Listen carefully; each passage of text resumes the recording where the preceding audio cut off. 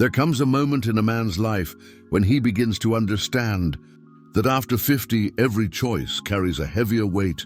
It's not time that destroys a man, it's the relationships that drain. His strength steal his peace and slowly break the core of who he is, what weakens him is not the passing of years, but the quiet erosion of his spirit by the wrong company, by bonds that demand more than they give. Yet there is a turning point, subtle but absolute, when he learns the value of silence, calm, and freedom. It's the moment when he realizes that sometimes the most intelligent decision a man can make is not to enter another relationship at all after 50. Everything begins to shift beneath the surface. The motivations that once pushed him no longer have the same pull. What once felt vital now feels distant, almost irrelevant. He starts to see how much of his life was spent seeking validation. From the world, from women, from his work, even from himself. He ran after recognition, believing that admiration would bring peace. But when he finally pauses and looks back, he sees that all the applause, all the efforts to prove his worth, never gave him the quiet he longed for. This is the silent turning point, the moment when strength stops being measured by conquest and begins to live in tranquility. The psychologist Carl Jung once said that the second half of life is the time of individuation, when a man must integrate who he truly is with what the world expects him to be. But that process often feels like a crisis. Many men mistake solitude for emptiness. Yet there's a profound difference between being alone and being at peace, chosen. Solitude is freedom. It's the sacred space where a man starts to hear himself. Again, to think, to rebuild, to understand what truly matters without the noise of having to impress anyone. After 50, the body speaks, time whispers. And finally, the mind falls silent. He discovers that real wealth is not about having more, but needing less. It's in this understanding that he begins to free himself from one of the greatest prisons of the modern world: the need to be in a relationship to feel complete. It's not that love loses its meaning. It simply stops being the center of life. The mature man realizes he can love without losing himself, and he can be alone without feeling diminished. That is emotional maturity. When silence becomes more valuable than validation, when peace is more seductive than passion. But most men are not prepared for this shift. Society never taught them how to handle it since childhood. They've been trained to chase women, chase success, chase approval. After decades of running, they finally reach a place that no longer makes sense, exhausted, but unsure how to stop. And then at last a choice appears. Continue running or begin walking with purpose. Choosing to walk requires courage. The world will tell him he's wrong for no longer wanting to compete. But it's precisely here that real manhood begins. The point where he chooses peace over conflict, focus over distraction. This new vision of life transforms everything. He realizes he no longer has to prove anything. He doesn't need to be desired to feel alive or accepted to feel whole. He starts to choose differently. The people he allows near, the environments he steps into, and above all, the relationships he invests in. Through this quiet filter, a new form of strength emerges. The power of saying no to what consumes, no to what drains. No to what disturbs his calm, saying no to the wrong woman, the wrong job, the lifestyle that inflates the ego but empties the soul. That simple word, no, becomes the sharpest tool of the second half of life. But this awakening comes with a cost. From this point onward, a man must understand that the wrong relationship can be devastating, not only emotionally but physically, psychologically and spiritually. Time is too precious to waste on what robs vitality. Research from the Harvard Study of Adult Development, the longest-running study on human happiness and health, revealed something both simple and brutal. Bad relationships make people sick. Constant conflict raises stress hormones, weakens the immune system, and accelerates aging. The Gottman Institute, a global authority on relationship psychology, found that couples who live in ongoing tension show higher levels of inflammation in the body, literally aging themselves from the inside out, in other words. The wrong partner doesn't just take your peace, she takes your years. Many men fail to recognize this because they've normalized emotional exhaustion. They think it's just part of life to argue constantly, to walk on eggshells, to feel perpetually blamed or criticized.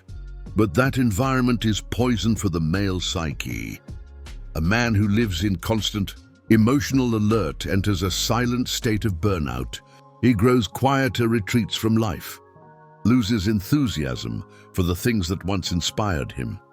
When his inner flame fades, he doesn't just weaken physically. His spirit begins to dim. Carl Jung once said, "What you resist persists." And that is exactly what happens when a man insists on staying in a relationship where admiration has died, leaving only tension and habit. The emotional wear accumulates until the body starts to protest. Blood pressure rises, sleep disappears, desire fades, mood collapses. These are not random symptoms, they're the body's way of saying enough. And yet many men blame themselves for feeling this way. They mistake clarity for weakness, but the body never lies. It knows when it's time to stop carrying the weight of two people.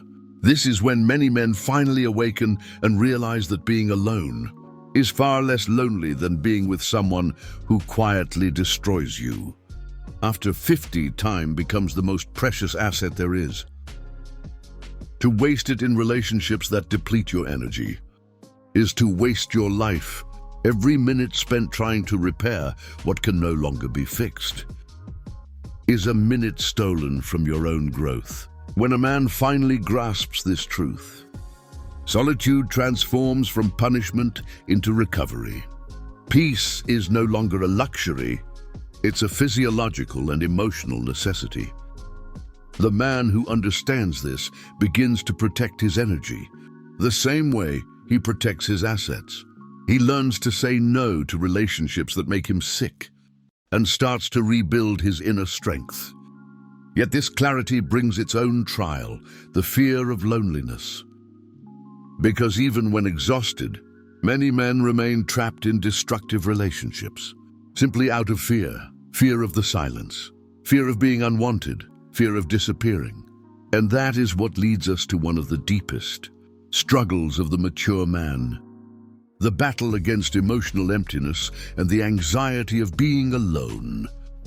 Loneliness, the word itself carries a shadow, as if being alone were a flaw, a wound, a condition to be cured. But as a man grows older, he begins to understand that loneliness is not the absence of company. It is the absence of connection with oneself. Many men fear solitude because they have never learned how to inhabit it. They rush into relationships, distractions, or noise, simply to avoid hearing their own silence. But that silence, if faced with courage, is where truth begins. When a man reaches the second half of his life, he stands at a crossroads. On one side lies dependence, the need to be validated, admired, desired; on the other, sovereignty, the ability to stand alone and still feel complete. Most men never cross that bridge. They remain trapped between longing and fear, unable to let go of what hurts them, yet afraid of what healing might demand. But those who dare to walk into their solitude discover something extraordinary. Peace is not found in the presence of others, but in the alignment of self. This stage of life reveals a paradox. Men often crave connection the most when they finally have the clarity to be selective. They begin to see relationships not as a necessity, but as a choice that must honor their peace. They realize that not everyone deserves access to their time, attention, or emotions. The mature man learns that love without respect is noise. Affection without calm is chaos, and passion without purpose is a trap. He becomes more careful with whom he allows into his world, not because he's bitter, but because he finally understands the cost of peace. A man who has rebuilt himself will not trade his silence for drama. He has learned that no companionship is worth losing his clarity again. He doesn't chase attention anymore. He observes energy. He listens more than he speaks. He prefers depth over excitement, loyalty over intensity, understanding over charm. There's something quietly powerful about a man who no longer seeks to be understood by everyone. His mystery is not an act, it's a natural result of inner balance. The calm that once seemed unattainable now radiates from him effortlessly. People may call it detachment, but it's not, it's discernment. He no longer needs to explain himself or justify his boundaries. He simply lives by them, but this transformation doesn't come easily. Often it is preceded by heartbreak, betrayal, or the slow realization that love alone cannot sustain peace. Many men discover that emotional dependency, disguised as devotion, is what keeps them weak. They gave everything, time, effort, attention, expecting reciprocity that never arrived. And so they learned the hard way that some connections exist only to teach detachment. There comes a moment when he stops blaming others and starts understanding the patterns that led him there. He begins to see that every failed relationship was not a mistake, but a lesson in boundaries. Each heartbreak stripped away an illusion until only truth remained. He realizes that sometimes the most loving thing a man can do, for himself and for others, is to walk away with dignity. Freedom begins exactly there. In the moment, he stops trying to control outcomes. He no longer forces what doesn't flow. He stops explaining what should already be clear. His energy becomes selective, his time sacred, his words rare. He stops chasing people and starts attracting peace. This is not arrogance, it's evolution. Yet when a man reaches this state of centered calm, something strange begins to happen. People from the past, especially women who once took his presence for granted, start to reappear. It's as if they can sense that he has changed. They feel drawn not to his words, but to his energy. The same man who once begged for attention now becomes magnetic in his stillness. This reversal is not accidental, it's psychological. Women, like all humans, are deeply sensitive to energetic contrast. When a man detaches emotionally and becomes self-contained, he projects a sense of mystery and stability that speaks directly to the subconscious. What once was seen as indifference now feels like power. The same silence that once scared people away now draws them in. But the wise man does not confuse attention with value. He knows that many will be drawn not by love, but by curiosity, by the desire to understand how he became so calm in a world that thrives on noise. And he guards that calm with quiet strength. He knows that peace, once achieved, must be defended from those who feed on chaos. It's at this stage that a man understands what Stoic philosophy meant by the idea that he who conquers himself is mightier than he who conquers a city. Real power is not control over others. It's control over one's own reactions. The Stoics taught that the greatest freedom lies in emotional independence. Nothing is more liberating than realizing you no longer depend on anyone's approval to feel whole. Seneca wrote, "He who is brave is free." And this freedom for the modern man is not about possessions, status, or even romantic victories. It's about emotional sovereignty. The ability to remain centered no matter what or who comes and goes. That is the true essence of masculine maturity, the stillness that no storm can disturb. In this stillness, he finds creativity again. He rediscovers joy in simple things, the morning silence, the sound of rain, the taste of solitude. He no longer seeks stimulation to feel alive.